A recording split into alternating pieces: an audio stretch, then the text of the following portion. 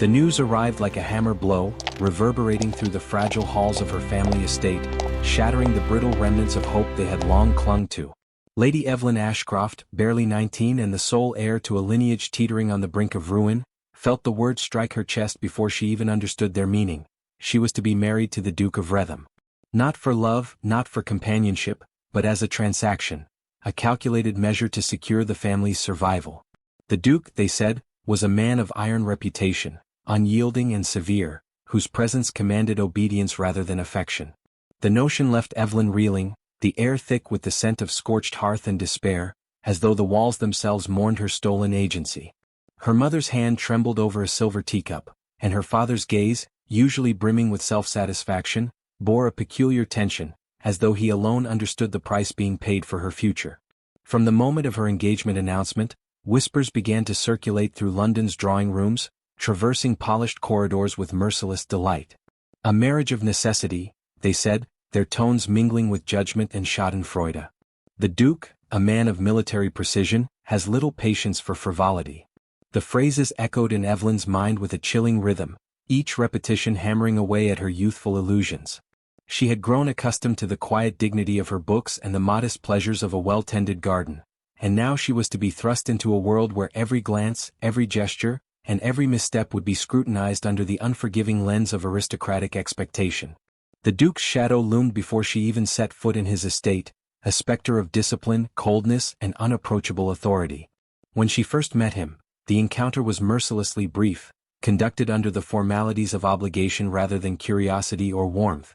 The Duke of Wretham was taller than the tallest men in her acquaintance, his shoulders squared with the weight of responsibility, his face carved with the discipline of battles fought both abroad and within the rigid confines of society.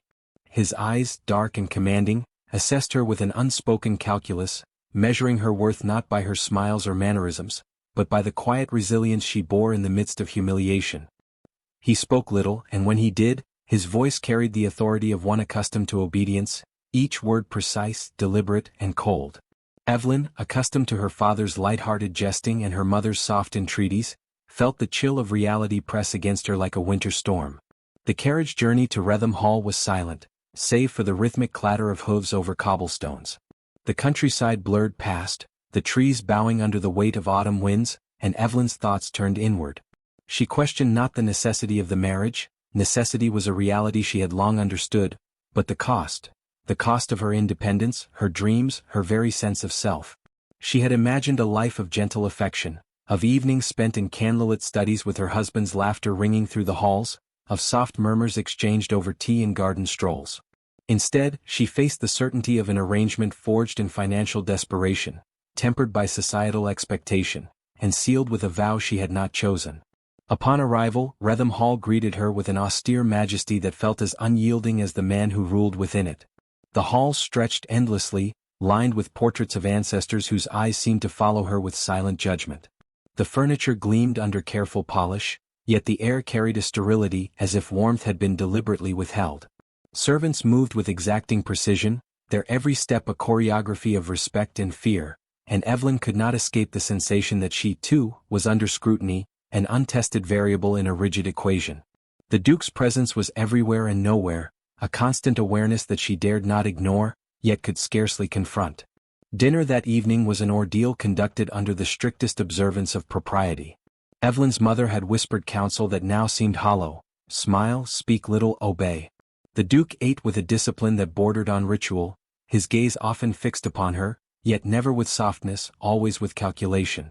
Each movement, each gesture, was measured, leaving Eveline acutely aware of her own every falter. She felt the sting of isolation, the weight of expectation pressing down with the inevitability of a storm cloud that refused to break. And yet, in the subtle tilt of his head, in the rare narrowing of his eyes, she sensed a mind that was ever watchful, ever judging, and not easily swayed by sentiment. The night, when it finally fell, offered no immediate solace. Eveline retired to her chamber, the candles flickering against walls too grand for comfort, shadows stretching and bending with the capriciousness of memory and fear. She sat upon the edge of the bed, hands clasped tightly in her lap, and let the silence press against her. It was then, in that oppressive quiet, that she first noticed the faint sound of footsteps elsewhere in the hall, measured and deliberate, as though the Duke himself traversed the estate in solitary vigilance. The knowledge of his presence was at once terrifying and magnetic, an invisible tether connecting her to the man who, in daylight, seemed so unyielding. For the first time, Eveline allowed herself a thought that had been carefully suppressed. Perhaps the man who ruled Wretham Hall with such severity was not wholly what he appeared to be. Perhaps, behind the iron visage and the calculated silences, lay a complexity that even she might one day glimpse. And yet, fear and prudence warned her against hope. In her heart, she had already felt the sting of disappointment, and she had learned to armor herself accordingly. As sleep approached, reluctant and uneasy, she resolved to observe, to endure, and to survive, knowing that the days ahead would test her in ways she could scarcely imagine. And then, just as the candlelight guttered low and the house settled into a deep, echoing hush, a shadow moved across the corridor, deliberate and silent, bearing the unmistakable weight of authority and secrecy. Eveline's breath caught, her pulse quickened, and a shiver of anticipation, terrifying yet inexplicably thrilling, ran through her. The Duke, it seemed, had already begun to reveal himself in ways she could not yet understand. And in that moment, as the darkness deepened and the estate held its collective breath, Eveline realized with a jolt that the trials of the day were only the beginning, and that the man she feared most might also be the one who would unravel the very fabric of her expectations, in ways neither of them could yet foresee. The scandal broke before it was even whispered, carried on the sharp-edged tongues of society ladies whose laughter rang like chimes over shattered glass.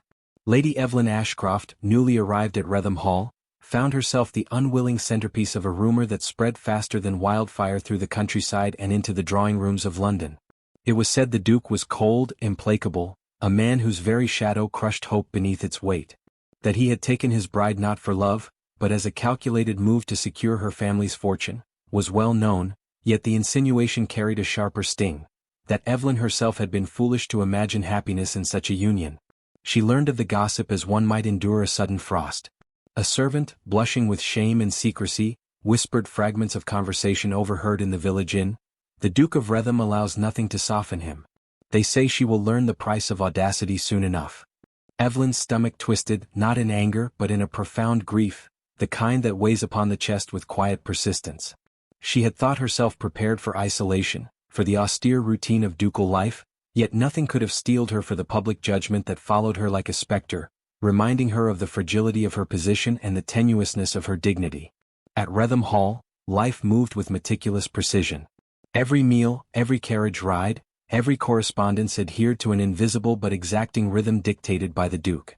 Eveline, who had spent her youth wandering the gardens of her family estate, inhaling the scents of lavender and rosemary while reading poetry by the hour, now found herself constrained by protocols she barely understood.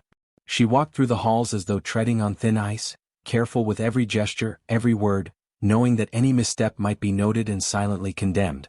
The Duke's eyes, sharp and calculating, often followed her without comment, a quiet weight that pressed upon her with relentless authority. Yet in the midst of this rigid existence, subtle tokens began to appear, small, almost imperceptible, but no less striking for their quiety. A book left upon her writing desk, open to a passage she had once read aloud in her youth, a carefully folded shawl placed over the back of her chair during the chill of morning, a cup of tea arranged precisely as she liked it, without her ever requesting it. Eveline noticed these gestures with a mixture of curiosity and suspicion, unsure whether they were mere habit or deliberate kindness. Each token stirred a flicker of wonder in her heart, a fragile hope that perhaps the man who ruled the estate with such iron discipline possessed dimensions beyond the rigid exterior society had described. The gossip outside the estate did not abate. Invitations to gatherings carried veiled congratulations and pointed glances. Servants returned with news of whispered critiques and subtle barbs from acquaintances who seemed eager to measure her composure against the Duke's fearsome reputation. Eveline, determined not to appear naive, met these remarks with polite smiles and careful phrasing, yet each encounter left her feeling smaller, diminished beneath the weight of expectation and the sharp judgment of strangers. It was in these moments, alone in her chamber after the day's trials, that the contrast between public scrutiny and private curiosity became most pronounced. One evening, after the hall had emptied of visitors and the wind rattled against the stone mullions, Eveline found herself walking the quieter corridors of Wretham Hall, her footsteps swallowed by the vastness of the space. It was then she saw him differently, the Duke, not in the rigid uniform of command, but in the stillness of domestic routine. He appeared in the library, bending over a ledger with meticulous care, his features softened by the glow of candlelight. Eveline paused, unsure whether to retreat or observe. The air between them was taut with possibility, the quiet punctuated only by the soft scratching of his pen and the occasional turning of a page. He did not speak, yet his presence conveyed something that startled her. A patience, a focus, a quiet deliberation that seemed almost human in its gentleness. The following days carried a similar pattern, each subtle action adding layers to her understanding.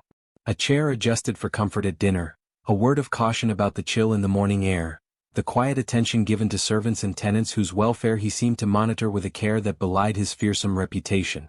Eveline's initial terror, the icy dread that had gripped her heart upon first meeting him, began to mingle with a cautious curiosity. Perhaps the man society described as ruthless was simply misunderstood, or perhaps he had learned to hide tenderness as a shield against a world that demanded toughness. Each observation was a small revelation, and each revelation left her both wary and intrigued. Yet it was not only these gestures that unsettled her, it was the undeniable sense of tension that accompanied them, the unspoken question in every glance and pause. The Duke did not offer smiles lightly, nor did he permit frivolity in his household. Each act of care was measured, deliberate, and imbued with intent, leaving Eveline to wonder if she had stumbled into a subtle game whose rules she could not yet discern. Was she merely a subject of his curiosity, a test of patience, or was there something deeper at work, a desire to bridge the gulf of distance that society and circumstance had imposed upon them both? Her nights grew restless, haunted by the quiet absence of his presence in her chamber yet filled with echoes of his actions elsewhere in the estate. She found herself listening for the soft creak of a door, the measured steps along the corridor, the rustle of paper in the dim light. Each sound carried a weight she could not yet name, a mixture of apprehension and unacknowledged fascination. Eveline understood that her world, once predictable and confined to the boundaries of her family home, had been irrevocably altered. The Duke's dominion was absolute, yet it was the moments beyond the public eye that now captivated her attention and challenged her assumptions. One storm-laden evening, as rain lashed against the windows and the halls were empty save for the sound of crackling fire, Eveline lingered by her chamber door. She could hear him moving through the corridors, deliberate, silent, yet undeniably present. In that instant, she felt a strange shift within herself, a trembling recognition that the man she had feared might also be the one who would defy her expectations entirely. And though the uncertainty left her heart taut with tension, it carried with it a thrill she had not anticipated. The faint, irresistible possibility that the Duke of Wretham, so feared and misunderstood, was beginning to reveal a side of himself that no rumor, no social whisper, could ever capture. The hallways seemed to hold their breath alongside her, the storm outside a distant percussion to the silent music of her racing pulse. She did not yet understand him, nor did she trust herself to presume she could, but for the first time since her arrival, Eveline allowed herself a whisper of hope, a tentative notion that perhaps the days ahead might hold more than rigid discipline and quiet dread. Perhaps, in the measured shadows of night and the careful gestures of daytime, there existed a man capable of care, of thought, of something she had long believed lost to her entirely. And as the storm raged on, as candles flickered and shadows stretched along the stone walls, Eveline felt the unmistakable weight of anticipation settle over her, a delicate, electric tension that promised both peril and revelation. The Duke was near, his presence tangible in the silence, and she realized with a start that the true nature of Wretham Hall, of the man who ruled it, and of the life she had entered, was only just beginning to unveil itself. The days of fear, of whispered judgment, of scandalous speculation, were far from over, yet beneath the dread, a glimmer of something fragile and extraordinary had begun to grow, a secret promise, one that neither she nor society could yet fully comprehend. The storm came not with warning, but with a sudden, relentless fury, shaking the walls of Wretham Hall and drowning the world in the roar of wind and the hammering of rain. Lady Eveline Ashcroft, seated by the hearth in her private chamber, felt the tremor of fear and exhilaration in equal measure.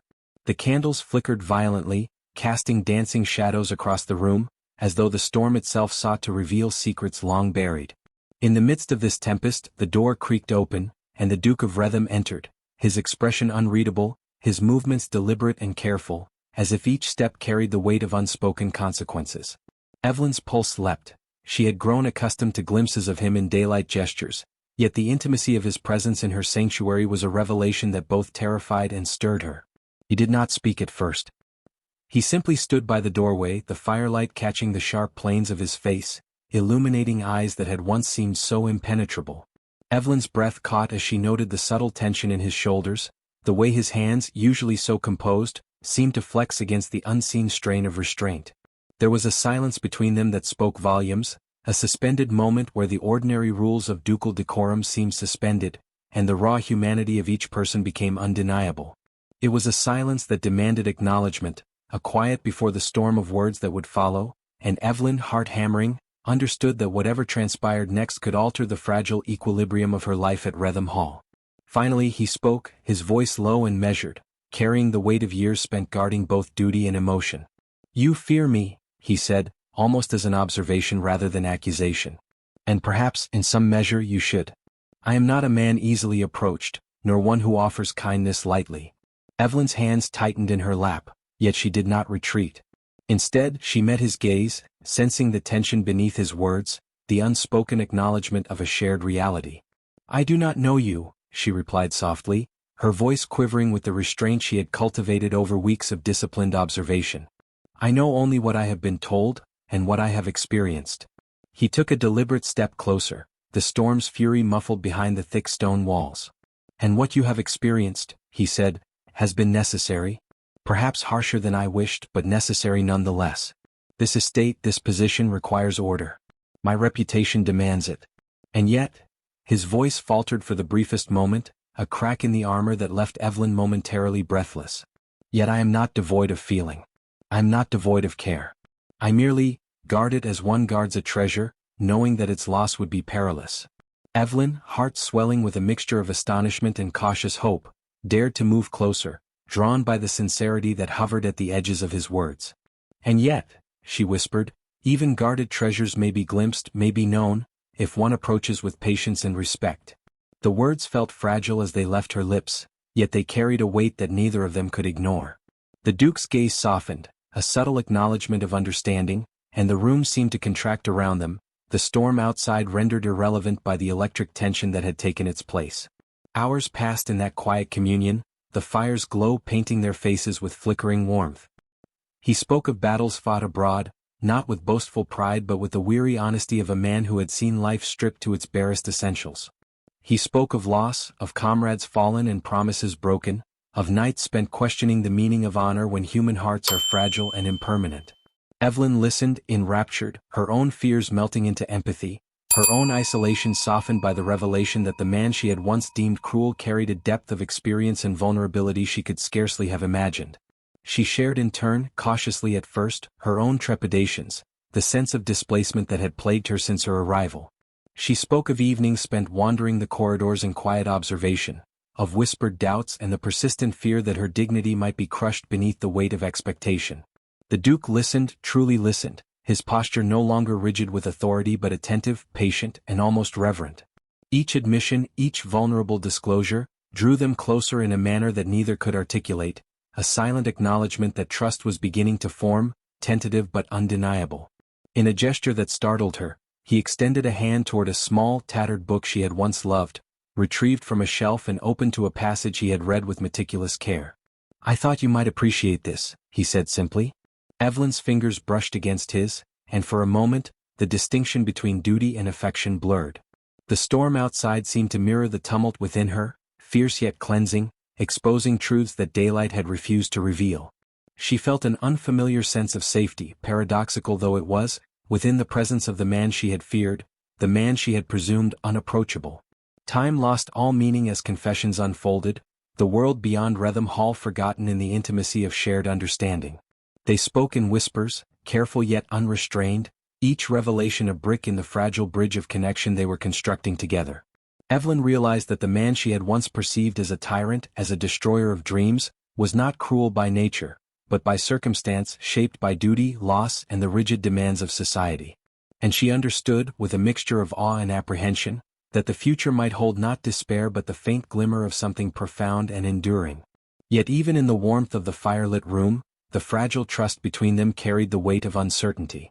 The Duke's eyes, while softer, still held shadows, reminders of the walls he had built to guard his heart. Evelyn, aware of the delicate balance between revelation and restraint, understood that the journey ahead would not be simple. There were rules to navigate, expectations to honor, and secrets to respect. Love, if it were to grow, would have to do so patiently, without haste, in the silent spaces where vulnerability could be tolerated and nurtured. As the storm finally abated, leaving only the quiet drip of rain along the eaves, Eveline felt the gravity of the moment settle upon her. She had glimpsed a man she had not known, a man whose stern exterior concealed both pain and a capacity for care, whose measured gestures revealed a depth of character that defied rumor and societal expectation. And yet, even as relief and wonder mingled in her chest, she felt the stirrings of apprehension, the subtle awareness that the path before them remained fraught with challenges. The fire burned low, casting long, quivering shadows across the room. Eveline rose, her heart still quickened, and met the Duke's gaze one final time before retreating to her chamber. There was a promise in that look, unspoken yet undeniable, that the days ahead would test them both, that the delicate bond of trust they had begun to forge might be fragile but was not without hope. And as she closed the door behind her, leaving the hall silent save for the dying echoes of the storm, Eveline understood that she had crossed an invisible threshold. The Duke of Wretham, so feared and inscrutable, had revealed the first hints of a man capable of tenderness, a man who might, with patience and time, become the companion her heart had so long sought, though whether she would be ready to meet him halfway remained a question suspended in the candlelight. The news spread like wildfire, carrying with it a sharp tang of anticipation and dread. Wretham Hall would host the annual autumn gathering, a grand affair attended by the highest echelons of London society. Lady Eveline Ashcroft felt her pulse tighten at the very thought, each heartbeat echoing the unspoken fear that every whisper, every sidelong glance, would weigh her down with scrutiny. She had spent months acclimating to the rigid rules of the Duke's household, yet the world beyond the estate's stone walls remained merciless, a realm where reputation was currency and a misstep could shatter the fragile perception of both dignity and worth. The Duke, meanwhile, moved through preparations with characteristic precision, overseeing arrangements with a calculated detachment, yet Eveline sensed a subtle tension beneath his command, a watchfulness that hinted at care and perhaps even anticipation. The day arrived with a brittle sunlight, filtered through autumn mists that hovered over the gardens like silent observers. Servants scurried with meticulous purpose, adjusting gowns, polishing silver, and ensuring that every detail reflected the exacting standards of the Duke. Eveline, clad in a muted gown of deep sapphire, felt the weight of expectation settle upon her shoulders. The color, chosen by the Duke himself, complemented her eyes and muted the pallor of nerves that threatened to betray her composure. As she descended the grand staircase, the polished floor reflecting her trembling form, she caught sight of him, Duke Wretham, erect and immovable, the epitome of control, yet with eyes that briefly softened as they found hers. It was a fleeting moment, unnoticed by all others, yet it carried more meaning than any gesture performed in public could convey. Guests arrived with the fanfare and whispers characteristic of society gatherings, each greeting carefully measured, each conversation layered with subtext. Eveline moved among them with the practiced grace demanded by her station, offering polite smiles and brief exchanges while inwardly noting every subtle glance, every hushed comment. "The young Duchess," they murmured, "she has survived the Duke's temper, or perhaps merely learned to mask her fear." Such remarks pricked her with equal measures of shame and defiance. She would not allow society's perception to dictate the entirety of her existence. And yet, as the Duke's presence hovered near, his hand occasionally brushing against hers in passing, she felt a quiet reassurance, a tether to something steadier than the swirling gossip that threatened to engulf her. The evening progressed with deliberate elegance. Music from the orchestra filled the hall, a delicate interweaving of strings and woodwinds that seemed to carry the weight of unspoken histories. Eveline found herself at the center of several polite dances, each movement choreographed to perfection, yet her mind remained attuned to the Duke, who observed with that same careful watchfulness that had first intrigued her. It was in a fleeting glance across the ballroom that she first perceived his intent, not the cold calculation of a man feared by society, but the unmistakable act of defending her, of staking silent claim to her dignity amid the subtle pressures of scrutiny. A whispered correction here, a timely gesture there, and she realized with a mixture of astonishment and relief, that he had chosen her well-being over protocol, choosing to shield her from the minor cruelties of gossip rather than enforcing distance. Midway through the evening, a minor incident threatened to undo her composure. A gentleman, newly acquainted and overly bold in observation, made a remark on her apparent timidity, a statement meant in jest but brimming with judgment. Eveline's cheeks flushed with embarrassment, the familiar sting of social shame threatening to overwhelm her. Before she could respond, the Duke stepped forward, his presence commanding immediate attention. "Lady Eveline requires no commentary," he said, his voice low yet unwavering, each word measured but imbued with authority. The hall fell briefly silent, the subtle tension palpable. The gentleman, startled and chastened, offered a curt bow and withdrew. Eveline's heart leapt, a mixture of gratitude and astonishment coursing through her. In that moment she understood that the man she had feared as a tyrant was capable of protecting her not through dominance, but through deliberate and principled action, asserting his authority in service of her dignity rather than his ego. As the evening waned and guests departed, the Duke guided her to a quiet terrace overlooking the gardens, where the autumn air carried the scent of fallen leaves and distant wood smoke. Here, away from the prying eyes and whispered judgments, they shared a rare moment of intimacy, not of passion but of understanding. Eveline spoke softly of her relief, of the peculiar thrill of having survived the evening with composure intact, yet unable to ignore the curious tug at her heart. The Duke, in turn, allowed glimpses of vulnerability to surface, not confessions of affection but admissions of concern, a reflection on the burdens of his reputation and the necessity of maintaining order at the expense of personal comfort. The terrace, bathed in the cool glow of lantern light, became a sanctuary of sorts. Eveline noted the careful manner in which the Duke regarded her, the way his posture relaxed only when the world was distant, and the patience he displayed in listening to her observations. There was a rhythm to their conversation, a quiet interplay that spoke of mutual respect slowly solidifying into trust. She realized with a shiver of cautious excitement that the rigid walls of his exterior were not impermeable. They could be approached if one moved carefully with attention and thoughtfulness. And in that realization lay the dangerous allure of hope, fragile yet undeniable. Yet even amid this tentative understanding, tension lingered. Society's judgment had not been silenced, and Eveline remained acutely aware of the eyes that would soon return, evaluating every gesture, measuring every interaction. The Duke, ever cognizant of both propriety and perception, offered her guidance in subtle ways, an adjustment of a cloak, a gentle warning about the chill, a word of encouragement disguised as observation. These acts, though unremarkable to the casual observer, resonated with Eveline, reinforcing the growing conviction that the man she had feared might be both protector and companion, though whether she was ready to meet him fully remained uncertain. As the night drew to a close and they returned indoors, the echo of the orchestra and the murmur of departing guests lingered like ghosts in the vast halls. Eveline, heart still racing from the twin sensations of relief and wonder, understood that the evening had altered the balance of power between them. The Duke's public declaration of support, subtle yet unmistakable, had shifted the landscape of their relationship, opening a space for trust and consideration where fear had once reigned. Yet beneath the satisfaction, a current of tension persisted. The Duke's past, his burdens, and the rigid expectations of society remained, as unyielding as the stone walls of the estate itself. They parted with a brief, deliberate bow, each returning to the private chambers that had become arenas of contemplation and restraint. Eveline's thoughts lingered on the evening's events, replaying each gesture, each glance, each subtle word of protection and understanding.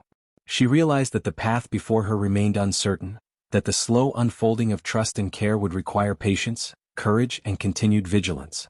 And yet, amid the uncertainty she felt a spark, a delicate, glimmering hope that the man she had once believed unapproachable might, in time, become the companion her heart had longed for, though whether she was ready to embrace that possibility remained suspended like the final note of a melody yet unfinished. As the last lantern flickered and the hall settled into silence, Eveline paused at her chamber door, listening to the faint echo of footsteps in the distance. The Duke moved through the estate, deliberate and silent, a reminder that while moments of intimacy could be claimed, the day's trials and society's judgment would continue to press upon them. And in that quiet, resonant pause, she understood that the journey of their union was far from over, that trust and affection were seeds yet to be fully nurtured, and that the next revelation, whether of tenderness, understanding, or unforeseen challenge, waited just beyond the shadowed corridors of Wretham Hall. The morning broke with a harsh brilliance, sunlight piercing the mist that clung stubbornly to the grounds of Wretham Hall. Lady Eveline Ashcroft awoke to the delicate hush of a household already stirring, aware that today held significance unlike any day before. The autumn gathering had passed, society's judgments endured, and yet the echo of whispered glances and measured approval lingered in her mind. Her heart, once burdened by fear and expectation, now throbbed with a tentative courage. The Duke, who had governed her life with iron precision and guarded distance, had revealed fragments of himself, gestures subtle yet profound, each one chiseling away at the fortress she had assumed was impenetrable. Breakfast was a quiet affair, conducted in the soft glow of early light. The Duke's presence was at once commanding and unexpectedly attentive. He offered no grand declarations, no overt displays, only the careful arrangement of details that spoke of consideration. The teacup placed just so, the selection of fruit at her side, the subtle guidance of conversation to ease her discomfort. Eveline noted each movement, each deliberate act of thoughtfulness, with a mixture of gratitude and wonder.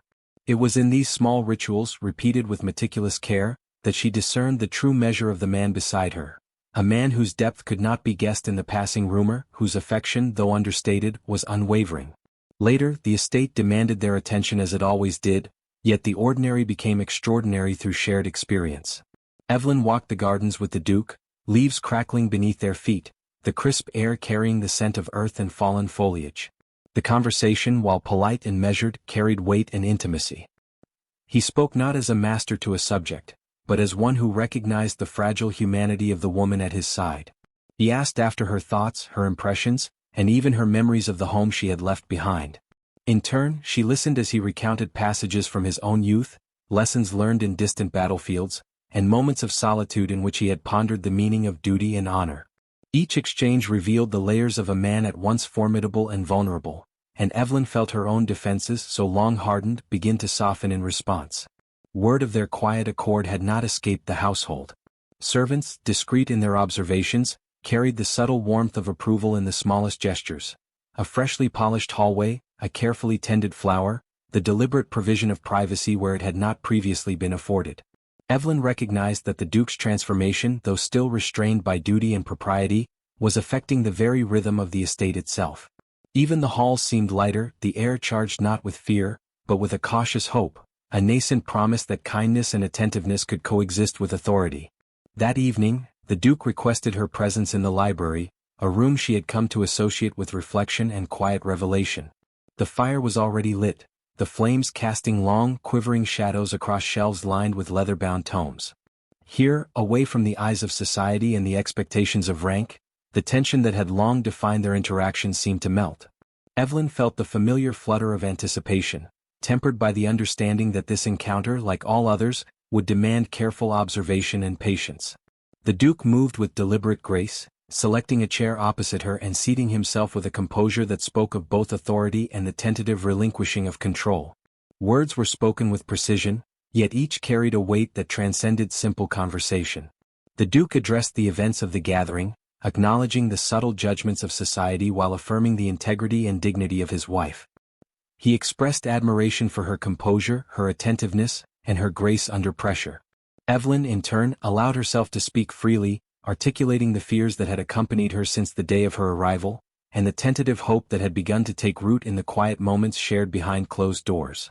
There was no overt confession of love, yet in the cadence of their speech, the careful listening, and the unspoken acknowledgments, a bond had been solidified, a mutual understanding forged that transcended words. As the night deepened, the storm of past misunderstandings and societal expectations seemed to dissolve into the quiet intimacy of shared space.